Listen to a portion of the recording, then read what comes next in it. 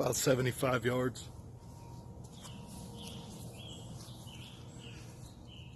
Standing right behind the camera.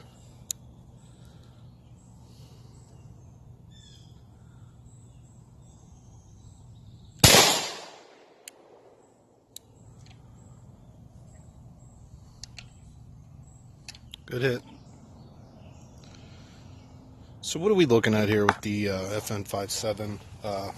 Nice, lightweight, reliable gun, almost in a full-size frame, easy to shoot, very accurate. I'm not sure at what point it's edited into this video, but I did take a 75-yard shot and hit on the first shot. So it's definitely easy to make those long-range shots with it.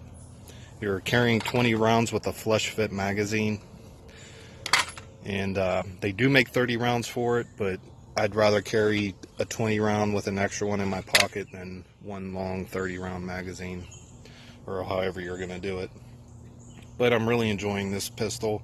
Once I empty out these two boxes, I think I got a box and a half left, so I'm at about, I don't know, 925 rounds. This will finish out my 1,000 rounds after I get rid of these two. But that's good enough for me, especially with how long it's been out. I'm comfortable with relying on how reliable it is. I haven't had no hiccups, no failure to feeds, no stovepipes, nothing. 100% reliability. It did take me it took me about, I'd say about 4 or 5 magazines to get used to this. The trigger's a little bit on the heavy side. Once you get used to it though, it's very easy to shoot. It's just a matter of getting some practice in with it. And like I said, getting used to it. It's definitely heavier than your regular polymer striker fired. This is a hammer fired pistol, single action.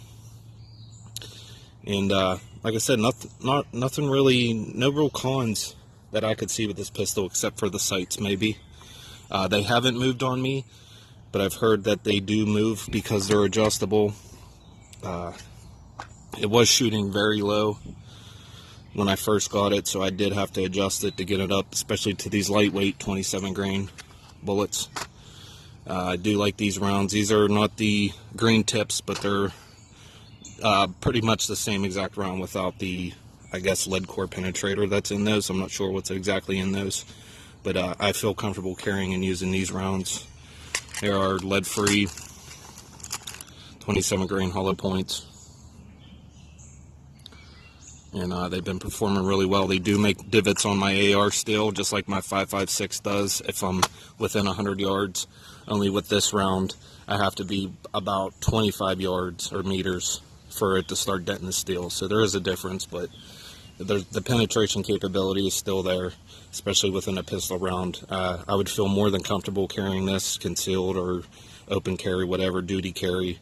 I'd be more than happy to carry this pistol on my hip.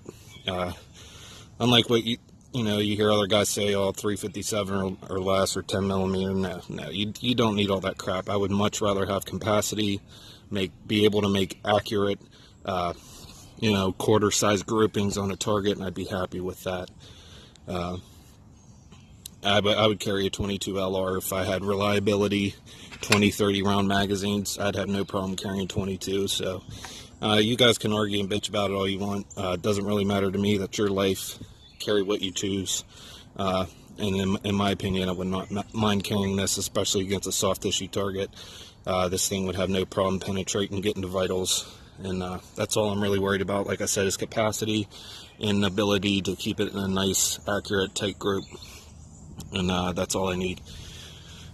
Again, I just did some color fill just to, make it look a little bit neater. Did kind of a sloppy job on it, but, that's nothing but just boredom and wanting something a little bit different than every other FN, black FN you see out there. So, that does nothing for you. But like I said, just like it. Like I said, one bad thing though is you do have the magazine disconnect. There is actually a round in the chamber on this. Safety, ambidextrous safety, very easy to hit, and it has that perfect amount of coming off the side of the pistol, perfect width and grip on it that you can just hit it with your finger. Like say you're not on target, then you go to get on target, it's easy to slide off that pistol and go to the trigger if you need to. But magazine disconnect, like I said, let me clear it real quick just to be sure. Apologize, I'm on a low battery. But like I said, magazine disconnect. It will not fire without a magazine in it. It's the only thing I do not like. Let's put an empty in. And the only reason I really care about that is because dry fire practice. That's about it. Yeah, there may be a situation where, you know, I'm emptying or I'm doing a tack reload and I got one in the chamber and I might need to fire before I get that mag up there.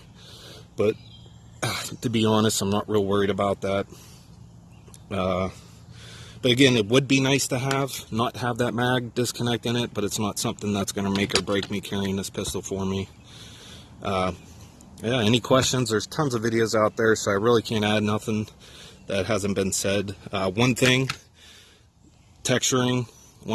Another good thing about this is you don't need to add any extra grip tape or stippling or anything to it. It's ready to go from factory. This has very good aggressive texturing, just like most FN pistols are. But it is a little bit wide in the hand this way. I have large hands. I wear large size gloves, and it's like just fits my hand perfect. So if you have small hands, you may not be able to get a full grip around that pistol frame. So that's something you might want to hold one if you have smaller hands before you order it to see if you'd like it. I do not like this little thumb rest here. It's a little bit skinny for my thumb. I'm starting to get used to it. Usually, I like to come around and grip on it a little bit, but it's a little bit annoying. Nothing, like I said, that'll make or break it though. Good stuff all around though. Not too much to complain about. I love the rail space you have on there. You can put different kind of lights on there. They have a plastic molded piece that goes around the frame. The frame's real thin and lightweight. This whole pistol is lightweight with 20 rounds in it. It weighs the same as a Glock unloaded. So yeah, a lot of good things that come up about with this pistol. And just go out and train with it, practice it, see how you like it. Get all that caliber debate bullshit out of your head.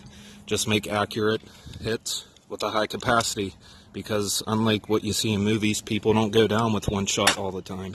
In fact, most of the time, especially when you're talking about pistols. So if you want a good story or a case to look at for that, look up Jared Reston and his incident he had with two guys that were stealing from a mall that he had chased down.